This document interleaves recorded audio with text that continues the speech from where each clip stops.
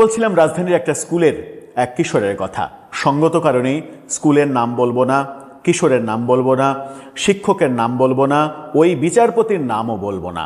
শুধুমাত্র ঘটনা নিয়ে একটু বিশ্লেষণ করব যে কিশোরের ভিডিওটা আপনারা অনেকেই হয়তো দেখেছেন। একজন কিশোর তার ক্লাসে ঘটে যাওয়া অমানবিক পৃথিবীর নিকৃষ্টতম ঘটনার বর্ণনা দিচ্ছে, যে ঘটনাটা তারই একজন সহপাঠী, যাকে সে এখন বন্ধু বলতে অস্বীকৃতি জানাচ্ছে, সে ঘটিয়েছে। এবং সেই সহপাঠী একজন বিচারপতির সন্তান। কি হয়েছিল? পদার্থবিজ্ঞানের শিক্ষক, তিনি পদার্থবিজ্ঞানের ক্লাস নিচ্ছেন। হঠাৎ করে ওই সহপাঠী, ওই ছাত্র, সে ক্লাসে একটা বাংলা প্রশ্ন করে বসলো। শিক্ষক প্রথমে এড়িয়ে গেলেন, তারপরে নাছোড়বান্দা সেই শিক্ষার্থী তখন এগিয়ে গিয়ে জিজ্ঞাসা করলেন যে তুমি বাংলার কি সমাধান জানতে চাও, তুমি তোমার বাংলার শিক্ষককে বলো, তার কাছে জিজ্ঞাসা করো। তারপরেও যখন নাছোড়বান্দা, তখন তিনি সেটার উত্তর খোঁজার জন্য প্রশ্নটা জানতে চাইলেন এবং তার কাছে গিয়ে যখন প্রশ্ন জানতে চাইলেন, প্রশ্ন বলার ফাঁকে যে মানে কি এই ঘটনাটা কেউ ঘটাতে পারে, দশম শ্রেণীর একজন শিক্ষার্থী এই ঘটনাটা ঘটাতে পারে, এটা কল্পনা করা যায় না। সেই শিক্ষার্থী তখন মানে শিক্ষকের গোপনাঙ্গে হাত দিল। শিক্ষকের গোপনাঙ্গে হাত দিয়ে শিক্ষকের অন্নকোষ চেপে ধরল। শিক্ষক প্রথম টাচের দিকে বিষয়টা এড়িয়ে যেতে চেয়েছেন, কিন্তু যখন জোরে করে অন্নকোষ চেপে ধরে তখন শিক্ষক মানে চিৎকার দিয়ে ওঠে। অন্যান্য শিক্ষার্থীরা প্রতিবাদ করে, অন্যান্য শিক্ষার্থীরা সেই শিক্ষার্থীকে মারতে যায়। সেই সময় অন্যান্য শিক্ষার্থীদের গণধোলাইয়ের শিকার যেন সেই ছেলেটা না হয়, সেই কারণে শিক্ষক নিজের হাতে দায়িত্ব তুলে নিয়ে অন্যদেরকে থামিয়ে 2-3টা চড় থাপ্পড় মেরেছেন সেই শিক্ষার্থীকে। তার বড় অপরাধ হয়ে গেছে, ওই শিক্ষার্থীকে চড় থাপ্পড় মেরেছে। মানে কি ঘটনার পরিপ্রেক্ষিতে এই চড় থাপ্পড়টা মারলেন শিক্ষক, সেটা এখন আর বিচার্য নয়।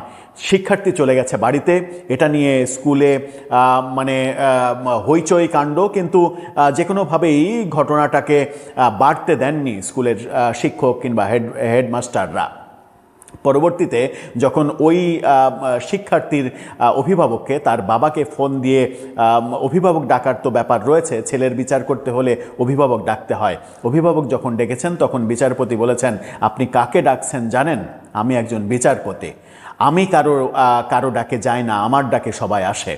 আপনাদের যদি প্রয়োজন হয় আমার এখানে আসেন, আমার বাড়িতে আসেন, এসে অভিযোগ বলেন। এরকমের অধ্যত্ব প্রকাশ করেছেন। শুধু অধ্যত্ব প্রকাশ করেই থামেননি, এক সময়ই তিনি ভয়ঙ্কর সব থ্রেট দিয়েছেন। থ্রেট দেওয়ার এক পর্যায়ে যখন হেডমাস্টার তাকে বোঝানোর চেষ্টা করেছেন, তখন তিনি বলেছেন যে আপনারা আমার বাসায় আসেন, আমার বাসায় এসে কথা বলেন, আমি স্কুলে যেতে পারবো না। তারপরে ওই শিক্ষক, যে শিক্ষককে এই ঘটনা ঘটানো হয়েছে, ওই শিক্ষক এবং বাংলার আরেকজন শিক্ষক বিচারপতির বাড়িতে গিয়েছেন। সেখানে সেই 2 শিক্ষককে পা ধরিয়ে ক্ষমা চাওয়ানোর ব্যবস্থা করেছেন। অর্থাৎ শিক্ষক 2 জনকে বাধ্য করেছেন বিচারপতির এবং বিচারপতির ছেলের পা ধরে মাপ চাইতে। এরপরে আর কিছু বলার প্রয়োজন রয়েছে? ইদানিং আজকে সামাজিক যোগাযোগ মাধ্যমে দেখছি যে সেই বিচারপতির ছবি দিয়ে তার পক্ষে পক্ষেও অনেকে লিখছেন যে মহান এই বিচারপতির সম্মানহানি করার চেষ্টা করা হচ্ছে, এটা করা হচ্ছে, ওটা করা হচ্ছে, এই ব্যাপারগুলো লেখা হচ্ছে। একজন সুপ্রিম কোর্টের বিচারপতি, তিনি এই কাজ করতে পারেন? তিনি মানে এইরকম নিকৃষ্ট মনের হতে পারেন? এরকম নিকৃষ্ট মনের একজন মানুষ কিভাবে বিচারপতি হতে পারেন? তার ওপরে মানুষের জীবন নির্ভর করে। মানুষের জীবন তাহলে কতটা নিরাপদ? মানুষের জীবন কি আদৌ তার উপরে নিরাপদ? তাকে কি আদৌ বিচারপতি হিসেবে রাখা উচিত? রাষ্ট্রের এখনই কি কর্তব্য নয়, প্রধান বিচারপতির কি এখনই কর্তব্য নয় যে এই ব্যাপারে সর্বোচ্চ ব্যবস্থা নেয়া? ওই শিক্ষার্থী, যে শিক্ষার্থী এই গল্পটা বলেছে, সামাজিক যোগাযোগ মাধ্যমে ভাইরাল হয়েছে, সে এটাও জানিয়েছে যে তারা অ্যাটর্নি জেনারেলের মাধ্যমে প্রধান বিচারপতির বরাবর স্মারকলিপি দিয়েছে এবং প্রচণ্ড সাহসিকতার কাজ করেছে। তারা স্কুলে মানববন্ধন করেছে, এটার বিচার চেয়েছে, অ্যাটর্নি জেনারেলের সঙ্গে দেখা করেছে, অ্যাটর্নি জেনারেলের মাধ্যমে প্রধান বিচারপতির কাছে স্মারকলিপি পেশ দেওয়ার চেষ্টা করেছে। অ্যাটর্নি জেনারেল, বর্তমান অ্যাটর্নি জেনারেল তাদেরকে আশ্বস্ত করেছে যে এটা আমি প্রধান বিচারপতির কাছে পৌঁছে দেব এবং এই ব্যাপারে সর্বোচ্চ সিদ্ধান্ত যেন হয় তার জন্য যা যা করা লাগে আমি করব।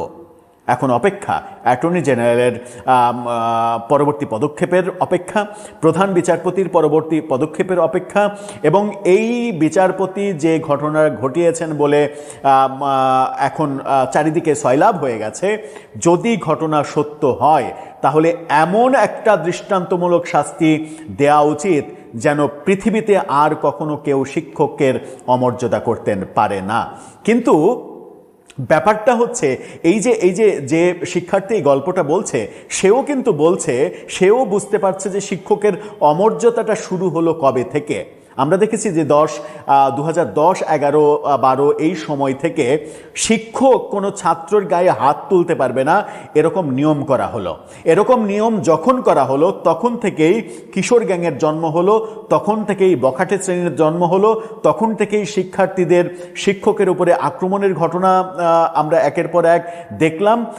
এই ঘটনাগুলো ঘটছে এবং ছাত্রদের বকে যাওয়ার অন্যতম বড় কারণ বিগত সরকারের এই ভয়ঙ্কর সিদ্ধান্ত যে শিক্ষকরা ছাত্রদের গায়ে হাত তুলতে পারবে না। হাত তোলা মানে এটা না যে মাদ্রাসাতে যে নোংরামি দেখি আমরা, একটা শিশু, সেই শিশুকে মেঝেতে পেড়ে কিভাবে